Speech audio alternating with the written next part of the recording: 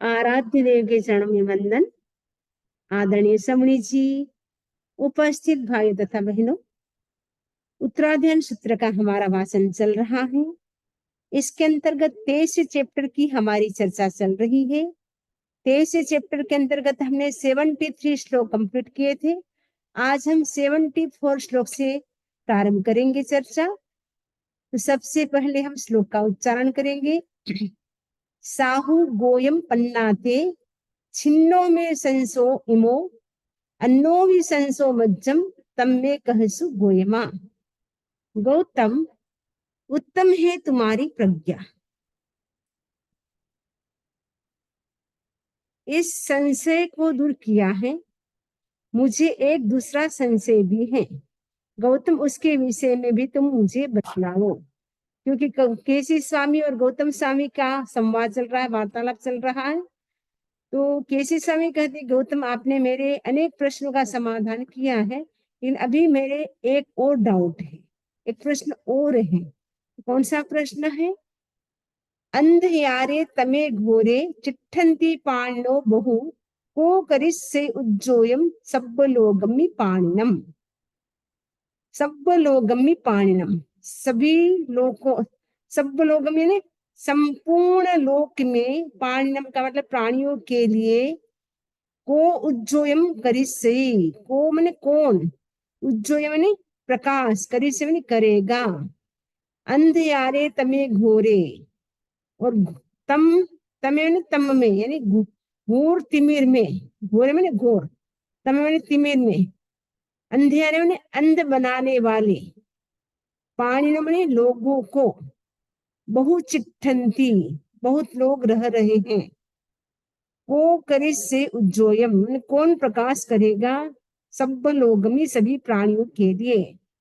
तो केसी स्वामी गौतम स्वामी से प्रश्न कर रहे हैं कि लोगों को अंध बनाने वाले घोर तिमिर में बहुत लोग रह रहे हैं। मैंने ये संसार क्या एक प्रकार का घोर अंधकार में है, क्योंकि चारों ओर दुख ही दुख है।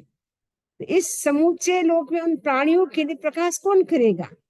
ये प्रश्न कौन पूछ रहे हैं? केसी स्वामी गौतम स्वामी को। और गौतम स्वामी आंसर दे रहे हैं। उद्गवो विमलो भानु सब लोग पभंकरो सो करिस्से उज्जोयम सब लोगमि पाणिनम। उद्गो विमलो भानु, विमलो यानी पवित्र, भानु यानी सूर्य, उद्गो यानी उग गया है, उदित हो गया है, राइज हो गया है। सब लोगम पभंकरो, सभी लोक में पवंकरम प्रकाश करने वाले विमल भानु यानी विमल सूर्य उदित हो गया है। सो करिस्से उज्जोयम, सो मन वह, उज्जोयम का मतलब है प्रकाश, करिस्से करेगा, सब लोगम में पाणनम सभी प्राणियों के लिए, समूचे लोक में प्रकाश करने वाला एक विमल भानु उगा है। भानु का मतलब सूर्य उगा है। वह समूचे लोक में, समूचे ने संपूर्ण लोक में, पूरे लोक में प्राणियों के लिए प्रकाश करेगा। वो वापस प्रश्न करेंगे केसी स्वामी कि अब वो भानु कौन सा है?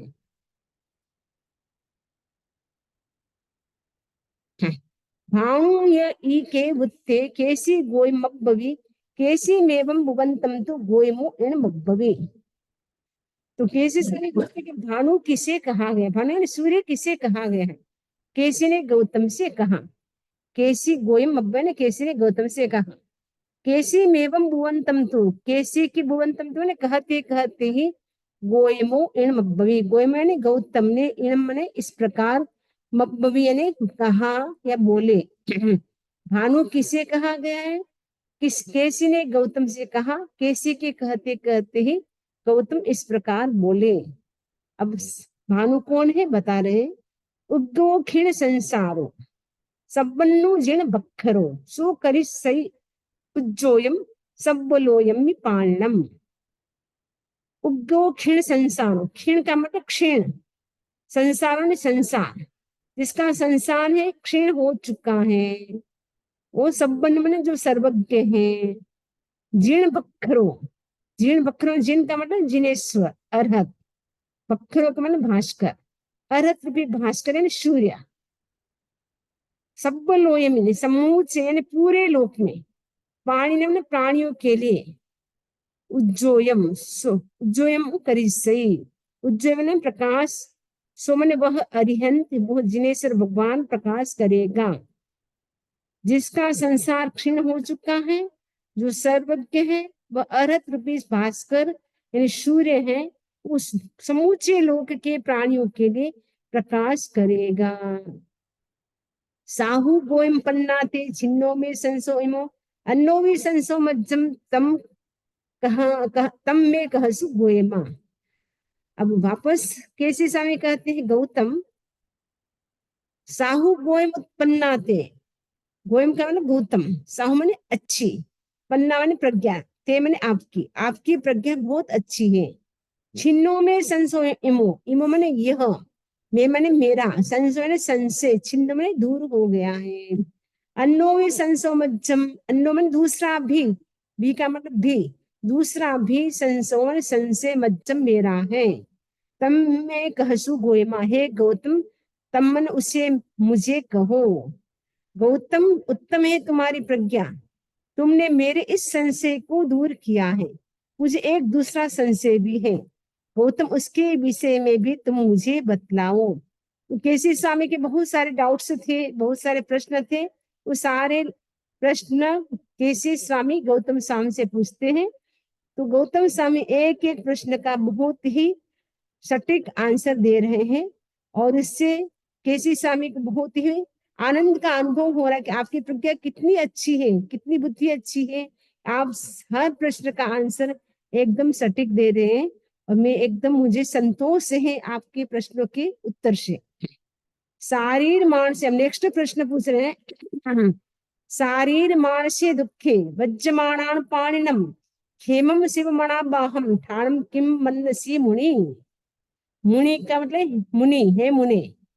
शारीर मानसिक, शारीर मानसिक का शारीरिक, मानसिक यानी मानसिक, दुखे मैंने दुखों से, वज्रमाणान, वज्रमाणान का मतलब पीड़ित, पाणिन मैंने प्राणियों के लिए, क्षेम मैंने क्षेम, शिव मैंने शिव, और मणाबाह, अनाबाह निकल जाएगा अनाबाद, ठाण मैंने स्थान, किम मने कौन सा, मनसी मने मानते हो।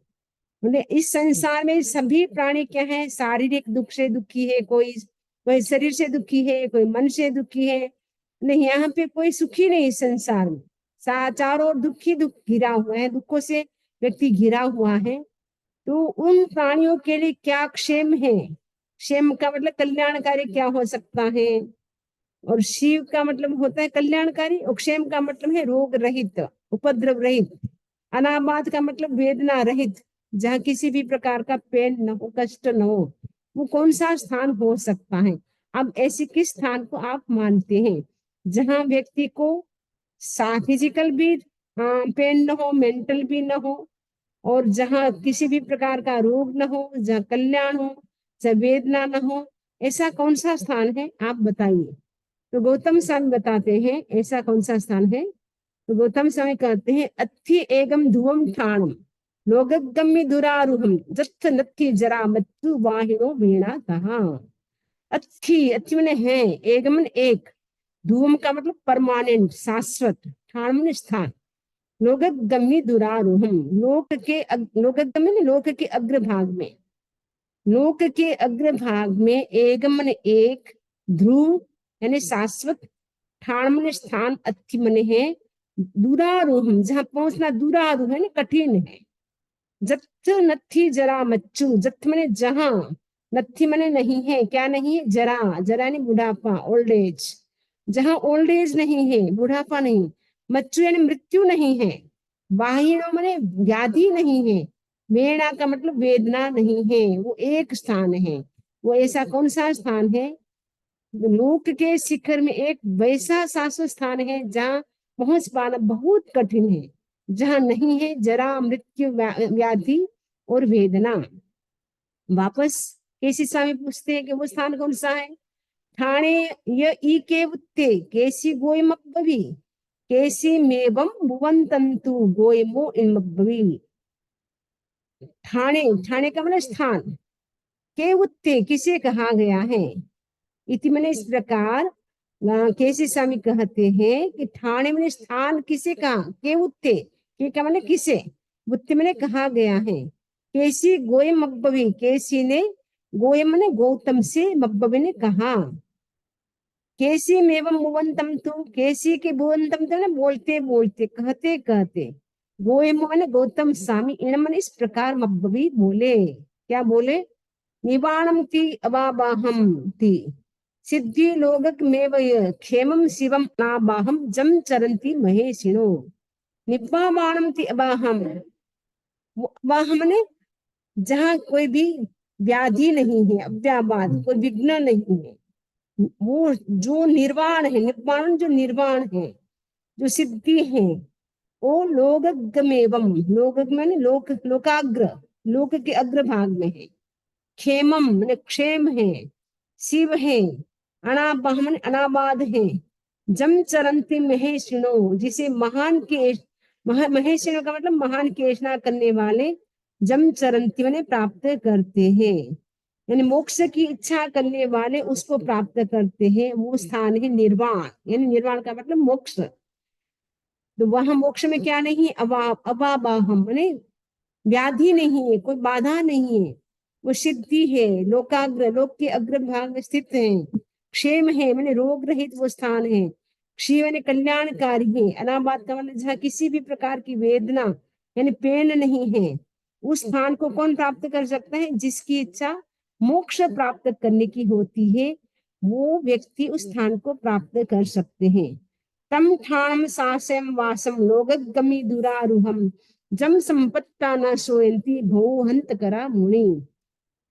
तम ठाणम सासयम, तम मन उस स्थान को, सास्य में शाश्वत कहा है। वहां जो निवास, वो मतलब परमानेंट स्थान है, वहां वापस जाने के बाद आना नहीं पड़ता वहां से, इसलिए कहा गया कि वो स्थान कैसा है? सासयम, शाश्वत है। और वहां वासम ने वहां हमेशा रहते हैं व्यक्ति, जाने के बाद वहीं रहना है, वहां से वापस लौटना नहीं है। लोकगम्य दुरारोहम, लोक के शिखर में, लोकगम्य लोक के शिखर में, दुरारोहम, दुरारोहम का मतलब है जहाँ पहुंच पाना कठिन है। जम संपत्ता न सोयंती, जम माने जिसे, संपत्ता ने प्राप्त करके, न सोयंती शोक नहीं होता है।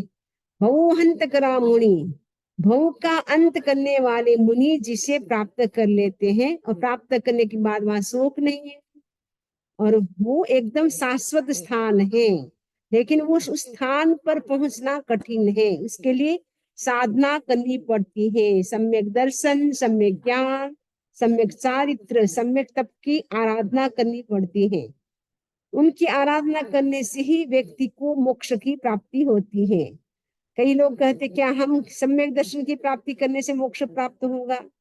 तो अकेले सम्यक दर्शन से भी नहीं, अकेले सम्यक ज्ञान से नहीं, अकेले सम्यक चारित्र से नहीं, अकेले तप से भी नहीं, चारों का जब योग मिलेगा तब ही मोक्ष की प्राप्ति होती है। तो ये वो स्थान, ऐसा स्थान है जहाँ जन्म नहीं, जरा नहीं, मृत्यु नहीं, रोग नहीं, शोक नहीं, कुछ नहीं, और वहां से बस एकदम वहां परमानेंट सुख में ही रहना है, सुख ही सुख। वहां जाने के बाद किसी भी प्रकार का दुख नहीं है। साहु गोयम पन्ना थे छिन्नो में संसो इमो नमो ते संशया इय सब सुत्तम हो यही। साहु गोयम, गोय हे गौतम, साहु मन अच्छी है, ते पन्ना आपकी प्रज्ञा बहुत अच्छी है, छिन्नो में संशो इमो आपने मेरा इस संशय को भी छिन्न कर दिया, नहीं आपने इस संशय को भी दूर कर दिया। नमो ते संशया इव, नमो मने ते मैंने आपको, नमो मैंने नमस्कार करता हूँ। हे संशयातीत, आप संशय से क्या अतीत हैं, आपके अंदर किसी भी प्रकार का संशय नहीं, डाउट नहीं, इसीलिए आप सारी बातों को क्लियर कर रहे हैं। जो भी मैं प्रश्न पूछता हूँ सारे आंसर आप अच्छे से देते हैं, क्लियर कर देते हैं, इसलिए हे संशयातीत ते नमो, आपको नमस्कार है। सब सुप्त मोह यही, सर्वसूत्रो मोह यही मैंने मोहदधि, मैं तुम्हें नमस्कार करता हूँ। आप क्या है? सर्वसूत्र, और महोदधि ने संबोधन है, महोदधि, हे महोदधि मैं तुम्हें ते मैंने तुम्हें, नमो मैंने नमस्कार करता हूँ, क्योंकि आपकी प्रज्ञा बहुत अच्छी है और आपके अंदर कोई संशय नहीं है, इसलिए आप सारे संशय को दूर कर देते हैं। तो जैसे समुद्र कैसा होता है वैसे ही आपकी प्रज्ञा भी मोहदधि इन समुद्र के समान है, इसलिए मैं आपको क्या करता हूँ, नमस्कार करता हूँ। एवं तू संशय छिन्ने कैसी घोर परक्त में अभिवंदिता शिरसा गोयम गोयमम तू कहा यशम। एवं मन इस प्रकार संशय छिन्ने, संशय का छिन्न होने पर, संशय यानी डाउट, छिन्न में दूर होने पर, कैसी घोर परक में, कैसी घोर परक मैंने घोर पराक्रम वाले केशी, घोर परक में, केशी मैंने घोर पराक्रम वाले केशी, यानी बहुत पुरुषार्थ करने वाले थे, आलस्य करने वाले नहीं थे, प्रमाद करने वाले नहीं थे, वो पराक्रम करते थे, पुरुषार्थ करते थे। अभिवंदिता शीर्षा, अभिवंदिता का मतलब अभिवंदन कर, शीर्षा मैंने शीर्षे, गोयमम तो कहा यशम, गोयमम का मतलब गौतम का, कहा यशम का मतलब है यश, यश, कैसी महान यशस्वी गौतम का शीर्षे वंदन कर, अभिनंदन कर। इस प्रकार संशय दूर होने पर, छिनने का मतलब संशय दूर होने पर, घोर परक कमे, घोर पराक्रम वाले केसी और कहा यशम, कहा नहीं महा, गलत लिखा कर, महायशम यानी महान यशस्वी, गोयम मैंने गौतम का, शीर्षा मैंने शीर्षे, अभिवंदिता अभिवंदन कर, मतलब अब क्या करते हैं, गौतम स्वामी को केसी स्वामी क्या करते हैं, सिर से वंदन करते हैं, क्योंकि हमारी वंदन विधि है पंचांग प्रणति वंदन विधि है जैनों की। पंचांग प्रणति का मतलब 5 अंगों को झुकाना, 5 अंग कौन से हैं, 2 हाथ 2 पैर 1 मस्तक को हम क्या करते हैं, झुकाते हैं, और उनके चरणों में हम क्या करते हैं, उनका जो गुरु का अंगूठा होता है उसके ऊपर हम अपने मस्तक को टिकाते हैं। तो केसी स्वामी भी गौतम स्वामी को सिर से वंदन करते हैं, क्योंकि वंदन करने से एक लाभ होता है, एक तो हमारे अंदर विनम्रता का विकास होता है, पोलाइटनेस बढ़ती है, अहंकार दूर होता है, और इससे एड्रिनल ग्लैंड भी दबता है, जिससे हमारा जो गुस्सा है वो भी शांत होता है, और वंदन करने से नीच गोत्र कर्म का भी क्षय होता है, उच्च गोत्र कर्म का बंधन होता है। और कृष्ण जी ने भी वंदन किए थे 18,000 साधुओं को, जिसके कारण उनके 7 नारकी तक के जो दलित कर्म बंधे हुए थे वो वंदन करने से 4 नारकी के कट जाते हैं, मात्र 3 नारकी के वो रह जाते हैं। तो वंदना करने से बहुत ज्यादा लाभ होता है। तो हमें वंदन कैसे करना चाहिए, पंचांग प्रणति, पूरे 5 अंगों को झुका करके वंदना करनी चाहिए। पंच महुबय धम्मम पड़ी बज्जई भावो पूरी मस पच्छी मम्मी मग्गे तत्थ सुहावहे। केसी स्वामी ने गौतम के पास भाव पूर्वक पंच महावरत धर्म को स्वीकार किया। पंच महुबय धम्मम, पंच महुबय का मतलब पंच महावरत धर्म को, पड़ी बज्जई का मतलब स्वीकार किया, भाव यानी भाव से स्वीकार किया। पूरी मत्स्य पच्छी मम्मी, पूरी मत्स्य ने पहले, तो भगवान पार्श्वनाथ के केसी स्वामी थे, उनके शिष्य थे, इसलिए पूरी उनके लिए पूरी मत्स्य आया, और भगवान महावीर उनके बाद के थे, इसलिए पश्चिम मम्मी आया। वे पूर्व मार्ग भगवान पार्श्व की परंपरा से पश्चिम मार्ग यानी भगवान महावीर की सुहाव यानी सुखावह परंपरा में प्रविष्ट हो गए। कौन, केसी स्वामी। केसी स्वामी ने सारे डाउट से क्लियर किए, उसके बाद उन्होंने गौतम स्वामी से 5 महाव्रत स्वीकार किए, क्योंकि भगवान पार्श्वनाथ के जो शिष्य थे उनके 4 महाव्रत थे, यानी अजितनाथ भगवान से लेकर के भगवान पार्श्वनाथ तक सभी साधु जो भी तीर्थंकर थे उनके सभी साधु साध्वी 4 महाव्रत का पालन करते थे। अहिंसा, सत्य, अचौर्य और अपरिग्रह। अपरिग्रह के अंतर्गत ही ब्रह्मचर्य इंक्लूड था, अलग से नहीं था। तो उस समय तक वो 4 महाव्रत का पालन करते थे। अब उन्होंने क्या किया, गौतम स्वामी से पूरे खोल करके 5 महाव्रत स्वीकार कर लिए। भगवान महावीर स्वामी ने 5 महाव्रत की ये परंपरा डाली। भगवान ऋषभ के समय भी 5 महाव्रत थे और भगवान महावीर स्वामी के टाइम भी 5 महाव्रत थे। इसका पहले हमने उल्लेख किया था, क्योंकि भगवान ऋषभ के टाइम के साधु थे वो रिजु जड़ थे, इसीलिए उनको हर बात खोल खोल करके बतानी पड़ती थी। इसीलिए ब्रह्मचर्य व्रत को अलग रखा गया था, इसलिए 5 महाव्रत उस समय थे। भगवान महावीर के जो शिष्य थे वो कैसे थे? वक्र जड़ थे, तो इसीलिए उनके लिए भी खोल खोल करके बताना जरूरी था, क्योंकि अगर खोल करके नहीं बताएंगे, अपरिग्रह के अंतर्गत ही ब्रह्मचर्य रखते, तो कहते ब्रह्मचर्य महाव्रत का पालन करने की क्या जरूरत है, वो तो है ही नहीं हमारे। तो फिर उसके लिए भगवान महावीर स्वामी को पता है कि क्योंकि मेरा शासन है 21,000 वर्ष तक चलेगा, यानी 5वें आर्य के एंड तक भगवान महावीर स्वामी का शासन चलेगा। और 5वें आर्य के साधु साधी बहुत ही मतलब वो शिथिलाचार उसमें बढ़ेगा, बहुत कुछ मतलब संयम का पालन बहुत अच्छे से करेंगे नहीं करेंगे उनके मन में पहले से, क्योंकि वो केवली थे, सब पता चल जाता है केवली को। तो इसीलिए उन्होंने देखा कि अगर मैं खोल करके नहीं रखूंगा, 4 महाव्रत का ही रखूंगा विधान, तो आने वाले साधु ब्रह्मचर्य संबंधी दोष लगा सकते हैं। इसीलिए उन्होंने क्या किया, भगवान महावीर स्वामी ने ब्रह्मचर्य महाव्रत को भी सेपरेट कर दिया। भगवान महावीर स्वामी के साधु 5 महाव्रत का पालन करते थे, लेकिन पार्श्वनाथ भगवान तो मोक्ष पधार गए, तो उनके शिष्य थे वो भी क्या करते हैं, कैसे स्वामी गौतम स्वामी के पास वो भी 5 महाव्रत का पालन करते हैं। इस प्रकार वो भी भगवान महावीर स्वामी के जो शासन में वो भी प्रवेश पा लेते हैं। केसी गोय मो नित्यम तम्बि आशी समागमे सूय शिर करिशो महत्थ महतत्थ विनिच्छियो। उस उद्यान में होने वाला केसी और गौतम का सतत मिलन श्रुत और शील का उत्कर्ष करने वाला और महान प्रयोजन वाले अर्थों का निश्चय करने वाला था। ने जो गार्डन में केसी स्वामी और गौतम स्वामी का जो मिलन होता है बहुत ही प्रभावशाली रहा, क्योंकि सैकड़ों सैकड़ों लोग तो उनका संवाद सुनने के लिए, वार्तालाप सुनने के लिए आए थे। इवन स्वर्ग से देवी देवता भी काफी मात्रा में आए हुए थे। बहुत ही रोचक संवाद हुआ। तोष्या परिसा सब्बा समग्गम समुवट्ठिया संथुया ते पश्यन्तु भयवम केसी गोयमे तिबेमी।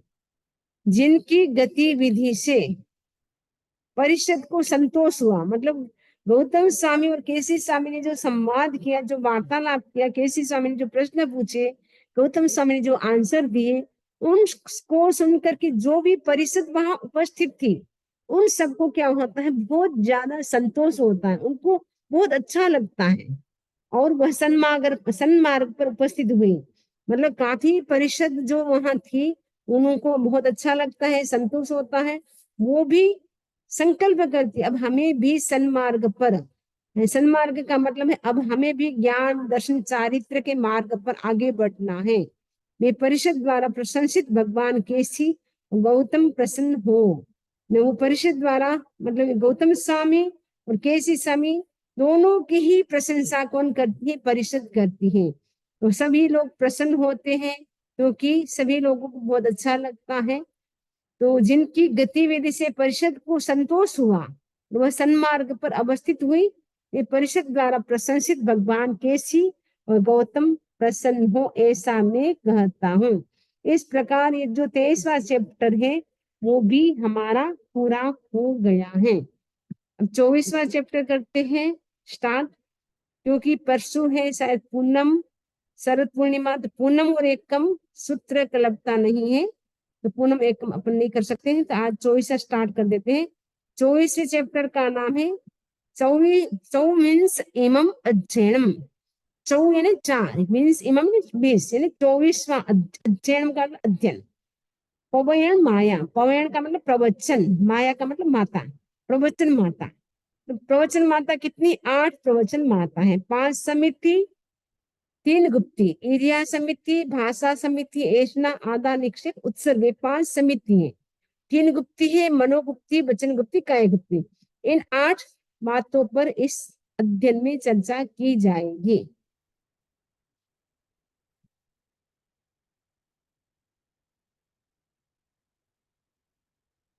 पवेन मायाओ शमी गुत्ती तहे वय पंचेव ये समियो तो गुत्तियु आहिया। 8 पवेन मायाओं का मतलब प्रवचन माता है। कितनी प्रवचन माता है? 8 प्रवचन माता है। समी समी मैंने समिति, गुत्ती का मतलब गुत्ती, तहे मैंने वैसे ही समिति और गुत्ती।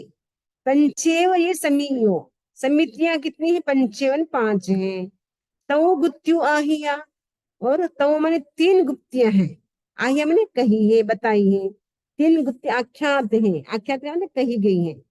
गुप्ती तो 3 कही गई, और समिति कितनी कही गई? 5 समिति कही गई है। 5 समिति कौन सी है? 3 गुप्ती कौन सी है? इसका वर्णन आगे आ रहा है। ईर्या भाष्ये सणादाने उच्चारे समी मन गुत्ती वै गुत्ती काय गुत्ती अट्ठमा। ये 8 के नाम यहाँ पे आ गए।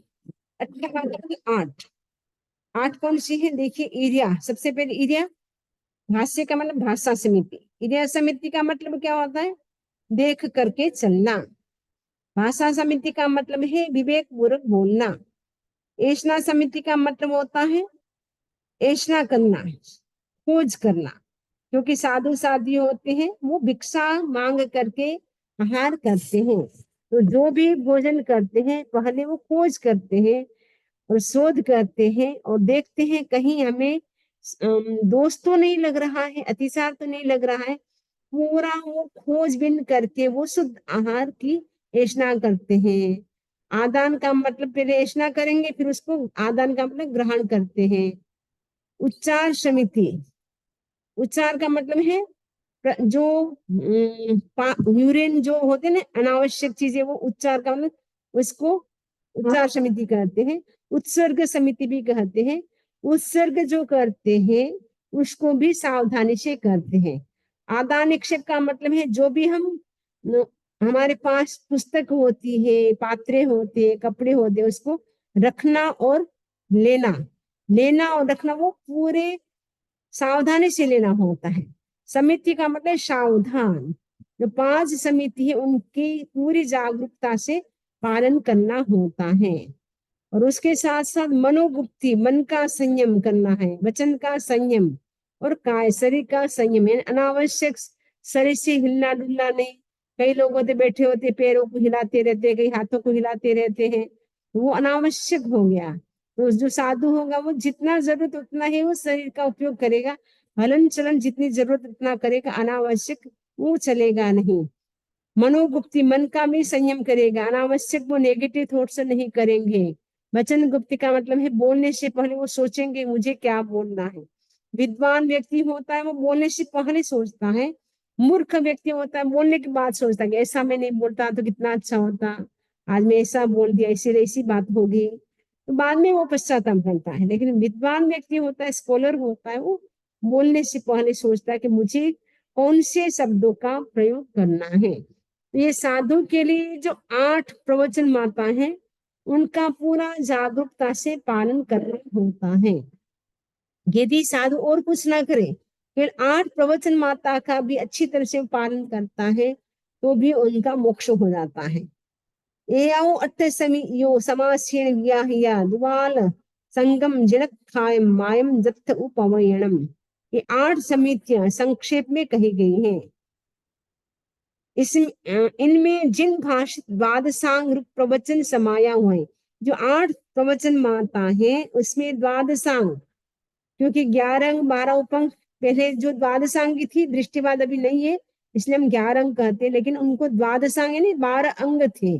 ये जो 12 अंगों का जो जिष्ट है वो किसमें है? 8 प्रवचन माता में समाया हुआ है। आलम्बनेन कालेन मग्गेण जयना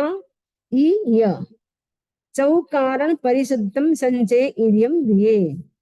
संयमी मुनि, आलंबन, आलंबन का मतलब आलंबन, कालन का मतलब काल, मग्गेण का मतलब मार्ग, जैनाई का मतलब यत्ना पूर्वक, चौकारण परिशुद्धम, इन 4 कारणों से, चौकारण का मतलब चौ यानी 4, कारण का मतलब कारणों से, परिशुद्ध माने परिशुद्ध, इरियम का मतलब ईरिया, ईरियम रिये, ईरिया से संजय, संजय मैंने संयमी मुनि, रिय का मतलब चले। तो संयमी मुनि क्या करे, आलंबन, काल, मार्ग और यत्ना, इन चार कारणों से परिशुद्ध ईर्ष्या यानी गति से चले। न चलते समय वो ध्यान रखे, न कहीं हमारे पैर के नीचे कोई जीव जंतु तो नहीं आ रहे, कहीं लीलन फूलन तो नहीं है, कहीं हरियाली तो नहीं लग रही। पूरी सावधानी से वो चलते हैं। और कौन से समय काल में, कौन से समय में उनको चलना है। दिन में चल सकते हैं, लेकिन रात्रि में अनावश्यक नहीं चलना, जितना जरूरत है उतना ही साधु को चलना होता है। मार्ग में चले तो देख करके चलते हैं, इतना यानी माइंडफुलनेस के साथ चलते हैं। और आलंबन यानी वो आलंबन लेते हैं, केवल मैं चल रहा हूं और कोई भी भाव नहीं होता उनका। तो इस प्रकार इर्या समिति के साथ वो चलते हैं। वर्तमान समय में कहते हैं माइंडफुलनेस के साथ चलो, खाना खाना है तो माइंडफुलनेस के साथ खाओ, जो भी काम करना है माइंडफुलनेस के साथ करो, उससे हमारा टाइम बच जाता है। लेकिन भगवान कहते हैं कि इर्या समिति के साथ काम करो, यानी चलना है तो इर्या समिति के साथ हमें चलना है। इर्या का मतलब है देख करके चलना है। तत् आलम्बनम नाम दंशनम चरणम तहा काले यदि से उत्ति मग्गे उपहवज्जिये। उनमें इर्या का आलम्बन ज्ञान, दर्शन और चारित्र है। आलम्बन किसका है, ज्ञान, दर्शन और चारित्र। उनका काल क्या है, दिवस है, दिन में चल सकते हैं। और उत्पत्ति का वर्जन करना उसका मार्ग है। तो मैंने जो गलत मार्ग है उसमें साधु को नहीं जाना है। दब्बो खेतो शिव कालो भावो तहा जैना चौह्या उत्ता तम में कित्तयो चुना।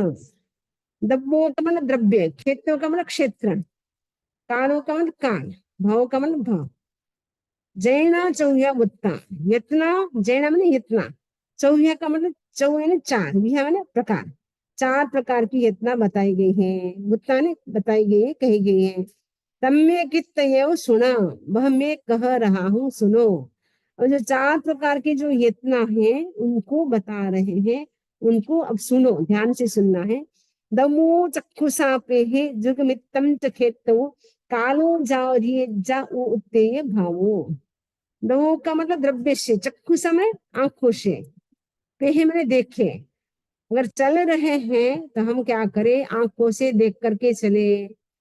जुगमित्तम से खेत हो, और क्षेत्र से हमें कैसे चलना है, जुगमित्तम, जुगमित्तम युग मात्रा, यानी गाड़ी की जुए जितनी भूमि को देख करके चलना है। ने गाड़ी का पहिया या अपने शरीर प्रमाण भूमि को देख करके चलना है। इसमें बताए हैं जुगमित्त में नहीं, गाड़ी के जुए जितनी, जहाँ गाड़ी का जो पहिया होता है उतने तक भूमि को देख करके हमें चलना है। कालो जाओ रे जा, काल से जब तक चले तब तक देखे। कालो ने काल से, जाओ मैंने जब तक, रे जब चले तब तक देखे। उते भावो, भाव से उपयुक्त ने गमन में दत्त चित्त रहे, ने जो चल रहे हैं तो केवल मैं गमन कर रहा हूँ, यानी चलना भी उनका ध्यान बन जाए, गमन योग बन जाए। प्रेक्षण ध्यान में आता है, गमन योग कराते हैं, भावक क्रिया के, भावक क्रिया, प्रेक्षण ध्यान का शब्द है भावक क्रिया, और आज का शब्द है माइंडफुलनेस। भगवान कहते हैं भाव से चलो, जो भी काम करे इतना से करो। इंद्रियत्थे विवज्जिता सच्चायम चे पंचहा तमुत्ति तत्पुरकारे वो उत्ते इरियम रे। इंद्रियों के विषयों और पांच प्रकार के स्वाध्याय का वर्जन कर, यानी चलते समय तो इंद्रियों के विषय हैं उनको भी हमें नहीं देखना है, और पांच प्रकार के स्वाध्याय का भी वर्जन करना है, यानी चलते समय स्वाध्याय नहीं करना है। कई लोग बोलते हैं हमें विचार आता है तो हम अंदर अंदर स्वाध्याय करते रहते, स्वाध्याय भी नहीं करना है। एरिया में तन्मय हो, उसे प्रमुख बना उपयोग पूर्वक चले। जब चले तब बस देख करके चले, वही भाव रहे बस मैं चल रहा हूँ, और कोई उनके मन में ना इंद्रिय विषय के प्रति अट्रैक्शन हो, ना उस समय कोई किसी भी प्रकार का स्वाध्याय किया जाए। कोहे माणे माया लोभे लोभे ये उत्तया हास्य भय मोहरिये विघहासु तहे वच। कोहे मैंने क्रोध, माणे का मतलब मान, माया का मतलब माया, लोभे का मतलब लोभ, वो उत्तया, वो उत्तया का मतलब है सावधान रहे, उपयुक्त। हास्य का मतलब हास्य, भय का मतलब भय, मोहर्य का मतलब है मोह। विघहासु तह वय, विघा मैंने विकथा, तह मैंने वैसे ही विकथा, इनका प्रयोग न करे। यानी चलते समय क्रोध न करे, मान न करे, माया, लोभ, हास्य, भय, वाचालता। मोहर्य का मतलब मौखर्य, ओके। मौखर्य का मतलब वाचालता, मोह नहीं, अच्छा मतलब मोहर्य का मतलब वाचालता, यानी जब बोले नहीं, चलते से बोले नहीं, मौन रखे, हंसे भी नहीं, डरे भी नहीं। लोभ को क्रोध मान माया, ये चार कसा है, उनसे भी दूर रहे। हंसे नहीं, भय मन डरे नहीं, वाचालता नहीं, वाचालता ना करे ना, बोले नहीं। विकथा, विकथा ना चार प्रकार की विकथा होती है, स्त्री कथा, देश कथा, राज कथा, भक्त कथा। वो कोई भी कथा ना करे, सावधान रहे, इनका प्रयोग न करे। एआयम अट्ठ ठाणायम परिवज्जितु संजय असावज्जम यम काले भासम भासित पन्नवम। पन्नवम का मतलब प्रज्ञावान मुनि। इन 8 स्थानों का वर्जन कर। एआइन इन, अठों ने 8, ठाणे स्थानों का, परिवज्जित मने वर्जन कर। असावज्जम यम काले, असावज्जम का मतलब निर्वध्य और परिमित वचन बोले। एक सावध्य का मतलब पापकारी होता है, असावध्य का ना पाप रहित, निर्वध्य। और नियम ने परिमित, भाष मने भाषम भाष्य मने भाषा बोले।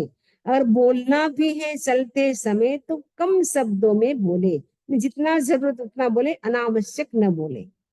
प्रज्ञावान मुनि इन 8 स्थानों का वर्जन कर यथा समय निर्वध्य और परिमित वचन बोले। गवेषणाय गहणेय परिभोगेशनाय जा, आहारोह रोह रोव हिसे जा जाए, ये तिन्नी विसो है। आहार, आहार वही का मन उपधि, जाए का मन सैया के विषय में। गवेषणा मन गवेषणा, गहने का मतलब ग्रहेषणा, और परिभोगेशना मन परिभोगेशना, इन तीनों का विशोधन करे।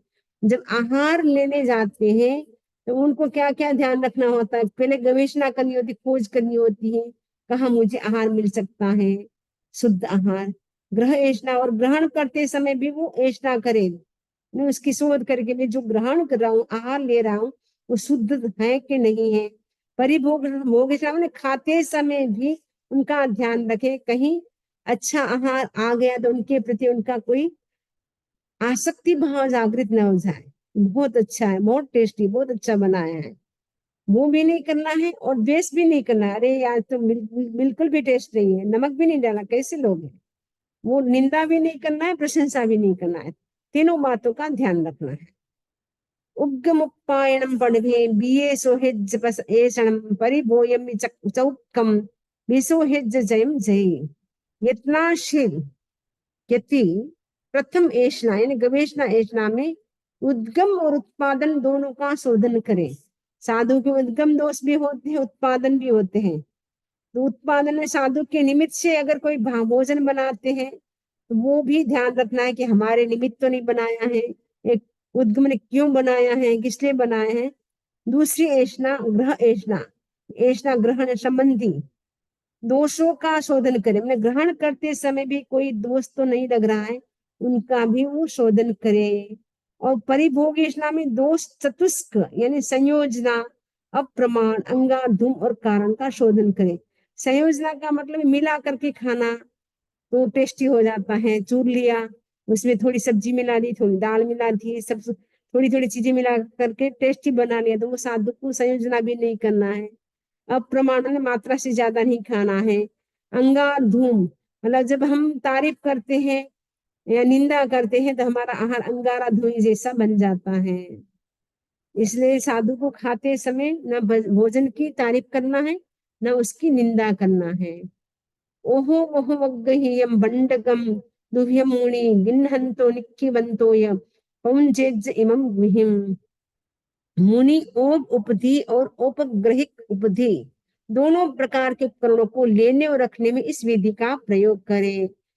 जो आदान निक्षेप समिति थी, इसमें क्या है, जो हम हमारे पास उपकरण होते हैं, ओढ़ने के भी होते हैं, पहनने के भी होते हैं, पात्रे भी होते हैं, बुक्स भी होती है, जो भी साधु साध्वी की होती है वो लेने और रखने में उनमें क्या करे, सावधानी बरते, यानी अवेयरनेस रखे। ऐसे नहीं फटाफट रख दिया, फटाफट झटका दिया, ऐसा नहीं, पूरी सावधानी से वो पात्र को रखे। वैसे गृहस्थ भी, आप भी जैसे सामान रखते हैं तो धीरे धीरे बैग रखे, धीरे धीरे अटैची रखे नीचे। ऐसा ना हो कि कोई भी जीव आ रहा है, आपको ध्यान भी नहीं है, फटाफट चल रहे, फटाफट रख रहे हैं, ऐसा नहीं।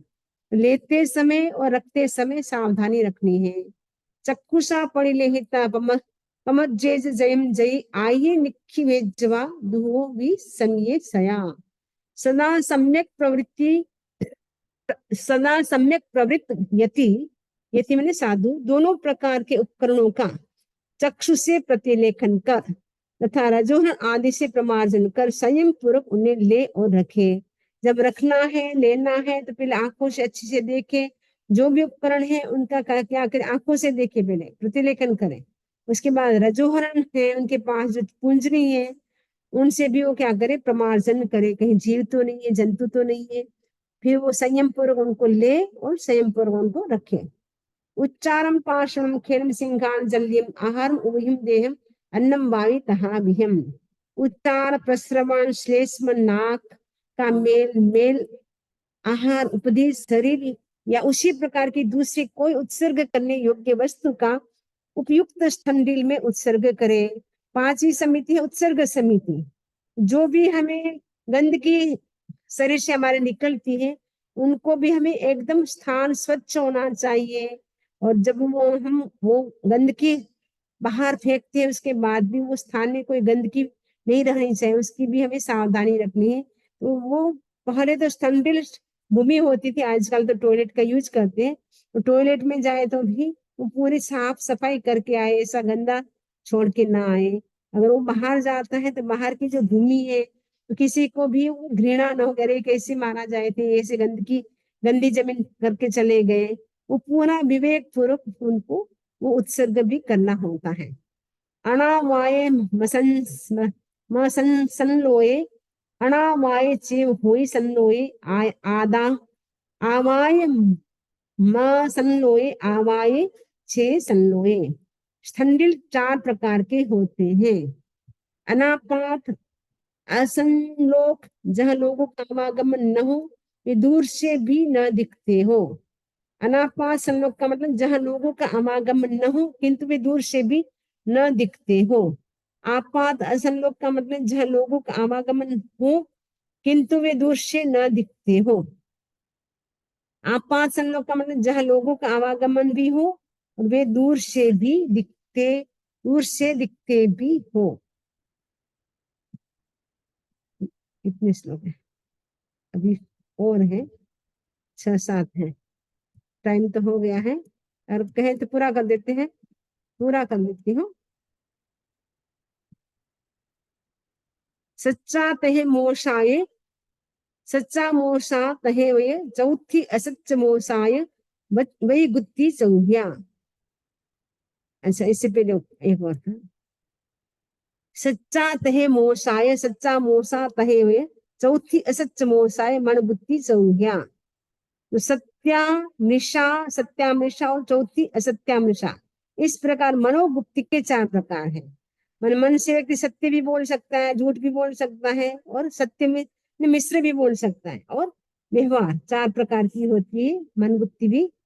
और संरंभ समारंभे आरंभे ये तहे वे, मणम पवर्तमानम तु नियत तेज जयम जयम जयी। यति संरंभ, समारंभ और आरंभ में प्रवर्तमान मन का संयम पूर्वक निवर्तन करे। संरंभ, समारंभ और आरंभ का संबंध हिंसा से है, इसलिए वो मन में उनका विचार भी न करे, निवर्तन करे यानी दूर करे उसको। सच्चा तहे मोसाय, सच्चा मोसाय तहे वे, चौथी असच्च मोसाय वही गुत्ती चौहिया। सत्यामृषा, सत्यामृषा और चौथी असत्यामृषा, इस प्रकार वचन गुप्ति के 4 प्रकार है। मन गुप्ति के 4 प्रकार थे, वैसे ही वचन गुप्ति के 4 प्रकार हैं। वचन भी 4 प्रकार के हम बोलते हैं, सत्य भी बोलते हैं, झूठ, अमृषा झूठ बोलते हैं। सत्य अमृषा का मतलब है मिक्स करके बोलते हैं, असत्य अमृषा का मतलब व्यवहार भाषा। ये 4 प्रकार के व्यक्ति वचन बोलता है। संरंभ समारंभे आरंभे तहेवे वयम प्रवर्तमान तो नियते जयम जयी। इति संरंभ समारंभ और आरंभ में प्रवर्तमान वचन का संयम पूर्वक निवर्तन करे। ठाणे निशीयणे चेव तहे वे तुयट्टणे उल्लंघन पलंघने इंद्रियाण ये झुंझुने। खड़ा होने, बैठने, लेटने, उल्लंघन प्रलंघन करने और इंद्रियों के व्यापार में। मैंने खड़ा हो तो कैसे हो, बैठे तो कैसे बैठे, लेटे तो कैसे लेटे, उनका पांचों जो इंद्रिय हैं उनका हम उल्लंघन न करें। यानी संयम से बैठे, संयम से खड़े रहे, संयम से सो जाए। भगवान ने कहा था जयम चरे जयम जिठे जय मासे जयम से जयम भुंजन तो भाषण तो पावन कम्मंग न बंधे। इतना पूर्वक चलो, इतना पूर्वक खड़े रहो, इतना पूर्वक सो, इतना पूर्वक बैठो, तो उससे क्या है, पाप कर्म का बंधन नहीं होता है। संरंभ समारंभे आरंभम में तहेवय कायम पवत्तमानम तु नियतेज जयम जय। संरंभ समारंभ और आरंभ में प्रवर्तमान काया यति संयम पूर्वक निवर्तन करे। जो आरंभ समारंभ जहाँ होता है, हिंसा की जहाँ बात आती है, वहां अपनी शरीर की जो प्रवृत्ति, काय का मतलब शरीर की जो प्रवृत्ति है उसको यति यानी जो साधु होता है संयम पूर्वक उनको क्या है, निवर्तन करे। यानी जहाँ हिंसा हो रही है, आरंभ समारंभ हो रहा है, वहां साधु है इन्वॉल्व नहीं होता है, अपने आप को दूर रखता है। एयाओ पंचसमियो तरणस्य ये पवत्तणे गुत्ती नियत्तणे उत्ता असुबत्थेसु सब्बसो। ये 5 समितियां चारित्र की प्रवृत्ति के लिए हैं और 3 गुप्ते सब अशुभ विषयों से निवृत्ति करने के लिए हैं। ये 8 प्रवचन माता की चर्चा की गई। इसमें जो 5 समितियां हैं, एरिया, भाषा, ऐषणा, आदा, निक्षेप, उत्सर्ग, जो 5 समितियां हैं वो चारित्र की प्रवृत्ति के लिए हैं। और जो 3 गुप्ते हैं वो सब जो अशुभ विषय है, नेगेटिव जो विषय थॉट से, उनसे अपने आप को दूर रखना है। एया पोयण माया जे समम आयरे मुनि से किप्पम सब संसारा विप्पमुच्चे पंडित में। जो पंडित मुनि इस प्रवचन माताओं का सम्यक आचरण करता है वह शीघ्र ही भव परंपरा से मुक्त हो जाता है। और साधु कुछ एक्स्ट्रा करे न करे, केवल 8 प्रवचन माता का भी अच्छी तरह से पालन करता है, आचरण करता है, वो भी जल्दी मोक्ष चला जाता है, यानी भव परंपरा से मुक्त हो जाता है, नहीं जन्म मरण से वो मुक्त हो जाता है। ऐसा मैं कहता है, ऐसा सुधर्मा स्वामी जम्बू स्वामी से कहते हैं। क्योंकि ये उत्तरायण सूत्र अंतिम देशना है भगवान महावीर स्वामी की। जब भगवान महावीर स्वामी मोक्ष पधारे तब ये अंतिम उन्होंने जो नॉन स्टॉप 48 घंटा 48 आवर्स उन्होंने जो प्रवचन देशना दी थी, उनमें से एक है उत्तरायण सूत्र। विपाक श्रुत थे जो सुख विपाक और दुख विपाक, उनके भी 55 55 55 55 ऐसे करके 110 110 अध्ययन उनके और 36 चैप्टर उत्तरायण सूत्र के भगवान ने कहे थे। तो उत्तरायण सूत्र के 36 चैप्टर में से आज हमने 24वां चैप्टर और 23वां चैप्टर दोनों ही कंप्लीट कर लिए हैं। अब हम नेक्स्ट करेंगे 25वां चैप्टर। ओम अरहम ओम अरहम।